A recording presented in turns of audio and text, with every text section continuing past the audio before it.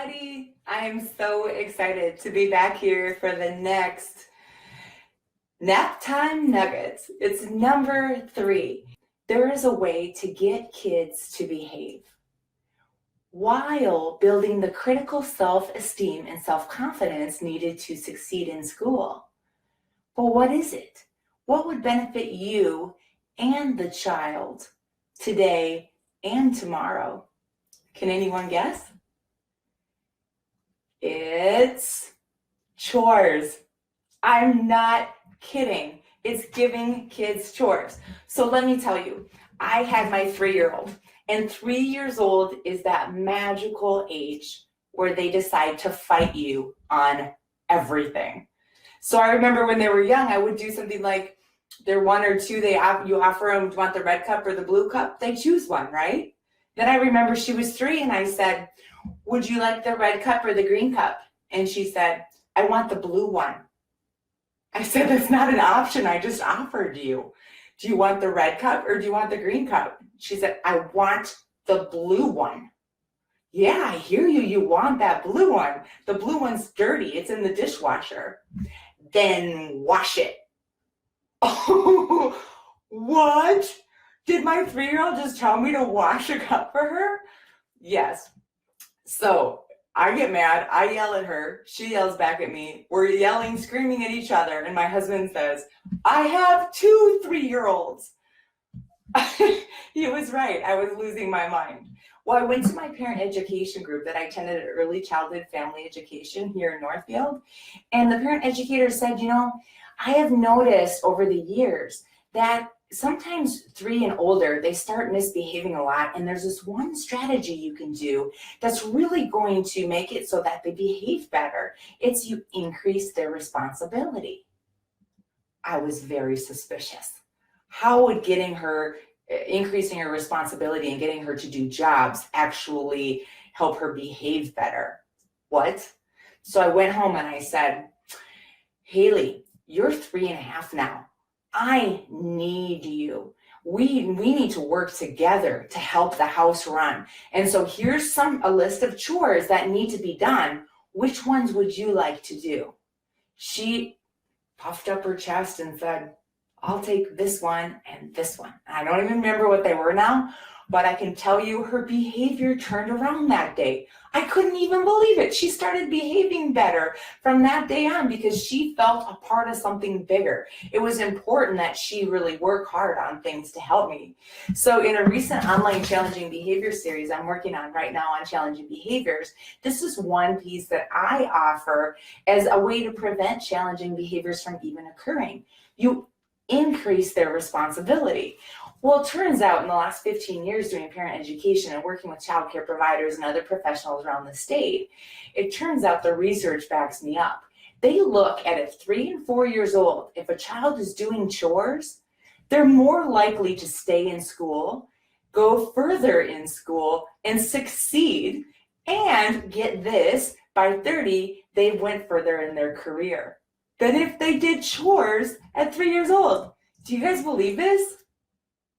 Oh, Cheryl, thank you so much. Hey, Jackie. Hey, Kate. I'm so glad people are joining me. I wasn't sure how many people would be here today. So we're talking about how to get kids to behave while increasing their success in school and in life. So I put out there chores. It's chores, right? Research backs me up. I love this quote. I'm going to read it to you from Ann Landers. She said, "It is not what you do for your children, but what you have taught them to do for themselves that will make them successful human beings." This is true. So the question is, how do you get them to do chores? So let's say you're on this call and you're like, you know what?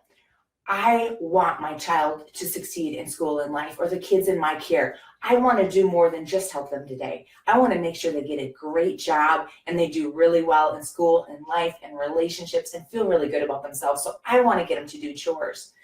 But what are some ways to get them engaged? Because sometimes they fight me on it. So let me give you some tips that help me. And I didn't always have it easy. Sometimes they want to help and sometimes they don't. And then both of my children were so different that how did I get them each to invest in chores when they were so different. So this is what I found. If you make a checklist, an actual list of the chores that need to be done, and then ask the child which one they would rather do, so that they get to have a choice in it. They don't have a choice to help, but they can choose which thing that they do. So one, make a checklist, and then you're letting the child choose. Another one is to assign real jobs. So the kind of jobs that really do make a difference, that you do rely on. And I can tell from what I've read from all of you, you're doing that. You're not making up pretend jobs. You're having them do the important ones, like wipe the table, something you actually need done. And they know the difference. And that's what they want to do. They want to do the big people jobs, right? So then another thing is that you want to assure the child that you need their help. So here's the trick. Some people wanted a tie allowance or money or stickers to chores. You don't need to. Don't take away the internal sense that they really are doing something good, that sense of community, that they are needed. Don't take that away.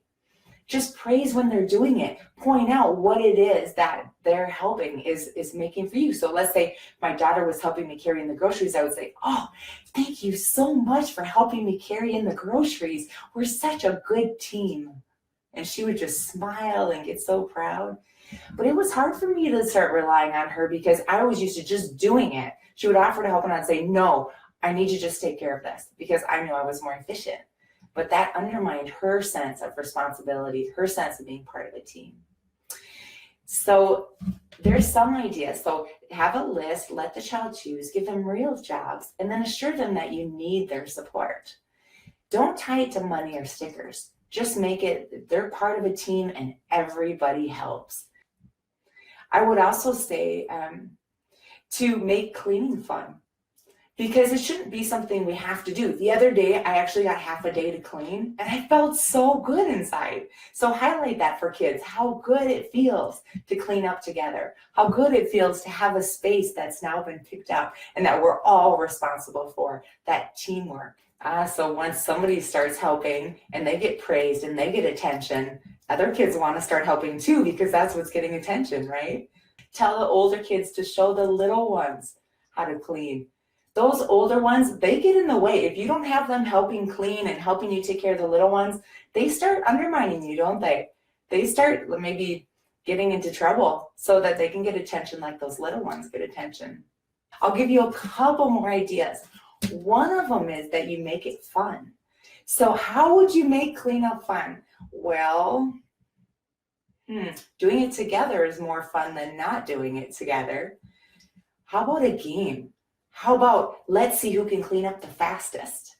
Or let's set the timer for 2 minutes and see if we can get the whole floor picked up before the timer goes off. What I want to do is I want to share a couple helpful links with you. One of them is,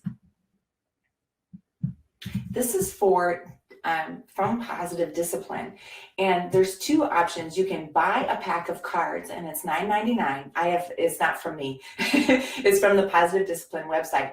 But there's 52 cards with 52 different ideas for positive discipline for getting kids to do things. And guess what? Here's a link. This is the one for $2.99. It's to get an app that has the cards on it. So on my phone, I will have these positive discipline techniques. And one of them is, you ready for this? Give the child a job. It really works. If you work to figure out what jobs a child can do, praise the child for doing it, insist to the child that you need their help. Kids 3 and older will decrease their negative behaviors and increase their positive behaviors. So you will win. But also they will learn life skills. They'll learn how to clean up behind themselves. They'll learn how to help other people. And those skills, that responsibility that they build inside will actually set the trajectory for them to go further in school, further in their jobs, and have better relationships. The children in your care are so lucky to have you. Remember, what you do makes a difference, not only today, but for life. Thank you so much. Over and out, everybody.